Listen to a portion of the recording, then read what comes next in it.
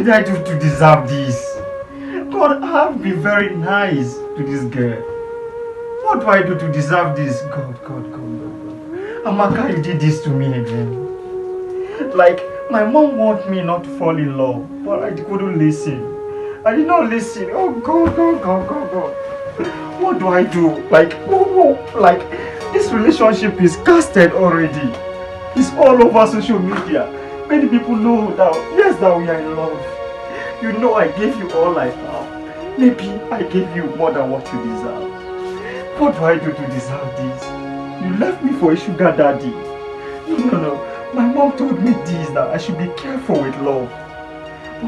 What do I do to deserve it? I've been very nice. I gave you all I could. No. Amaka, I couldn't give you this. Let me look back again. I don't believe it. Is this how you end this with me? This is how I got. No. What do I tell the people? Kai, but it's Kai, this is so bad. This is very, very bad. How can you end this with me? What is the reason? What am I going to tell people? People that know that we are already in love.